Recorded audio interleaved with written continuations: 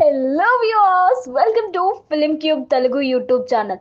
Big Boss Telugu season 9 wild fire nominations లో పవన్, రీతు, కళ్యాణ్ మధ్య గొడవ ఏ రేంజ్ లో అయిందో చూశారు కదా.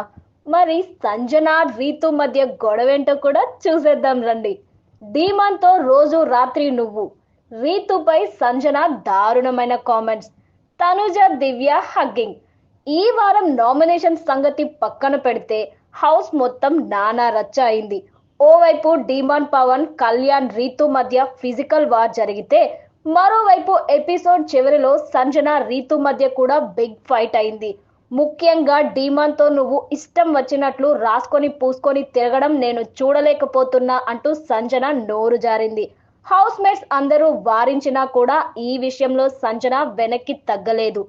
వైల్డ్ ఫైర్ నామినేషన్స్ అంటూ బిగ్ బాస్ పెట్టిన ఇది అంతకు మించిన ఫైర్ అని నిరూపించారు హౌస్ మేట్స్.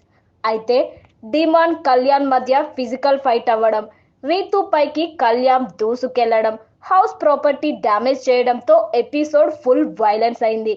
ఇక ఎపిసోడ్ చివరిలో రీతు చౌదరి, సంజన మధ్య కూడా మాటలు తూటాలు పేలాయి. తనని నామినేట్ చేసేందుకు సంజన రీతుపై పర్సనల్ అటాక్ చేసింది. డిమాండ్, రీతు రిలేషన్ గురించి సంజన ఇష్టం వచ్చినట్లు మాట్లాడింది. ఇది చూస్తుంటే కొన్ని వారాల క్రితం దివ్వెల మాధురి రీతు నీది డిమాండ్ది అన్హెల్దీ రిలేషన్ అంటూ చేసిన కామెంట్స్ గుర్తొచ్చింది. రీతు, డిమాండ్ రిలేషన్ గురించి, హౌస్ లో వాళ్ళ ఎఫ్ఐఆర్ గురించి సంజన నామినేషన్స్ కి ముందే తనుజతో డిస్కస్ చేసింది.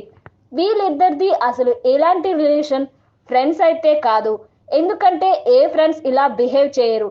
అట్లయితే నాకు 100 మంది ఫ్రెండ్స్ ఉన్నారు, మేము ఇట్లా అయితే ఉండము అని తనుజతో సంజన చెప్పింది. వాళ్ళిద్దరూ లవ్ లో అయితే లేరు, అది మాత్రం పక్కా అని తనుజ క్లారిటీ ఇచ్చింది. మరి ప్రేమలో ఉన్నట్లు అంతలా ఎలా గొడవ పడతారు అని సంజన అడిగింది.